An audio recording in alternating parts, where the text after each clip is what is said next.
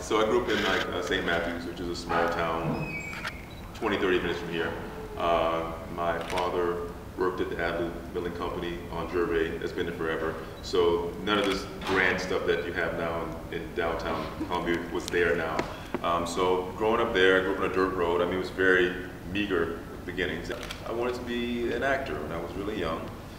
And so so I had to figure out how I was going to do that, and like other kids, I just sat in the house and watched television and tried to figure out how they were doing what they were doing inside this box. But I remember coming to audition. I was still at Benedict College at the time. I walked from Benedict College to here for an audition of some sort, and I auditioned with Iago, one of the Iago speeches or something like that. And I remember thinking that Othello's great, but Iago has the best speeches, and he really did. I thought, well, this is a better part, but whatever.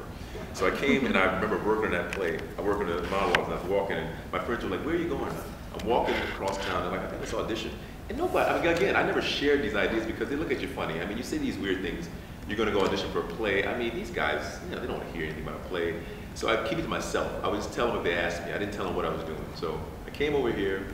They thought I was, good enough to get in. So I came over and they were like, "Yeah, sure, we'd love to have you." Most of the people I admired started in theater. Everybody I can think of just about that I admired started in theater, whether it was New York or Chicago or that was where they got their experience. So I figured, why skip that step? I mean, there's no easy way to get into this business. It's a really, really tough business. There's no question about it. I mean, there are harder things probably you could do with your life, or harder things to accomplish. I mean, we were talking about index cancer, people cure. There are a lot of hard things you can do in your life. But by the numbers, this is very difficult because it's so subjective. It's so, you see something one way and I see something completely different, some people like this performance, some people hate it. It's just, and so you're dealing with that constantly. So my thought process was get into theater and hopefully somebody will see me and one day maybe they'll like me enough to give me an opportunity to do something, for them in film and TV. But that's the thing about acting. Everybody thinks they can do it. I mean, you guys who do it, nobody thinks it's hard, and if it's done correctly and it's done really well, it looks easy, and that's what's so good about it. That's the one thing about it. But so I said, hey, how can I get the chance to do this? So I figured education would be my opportunity. I don't know what happened. He left, and he was in a master's program, and so when he left, kind of left a hole in their leading man roster because it was a small class. They had like this one guy, Walter, who was very short.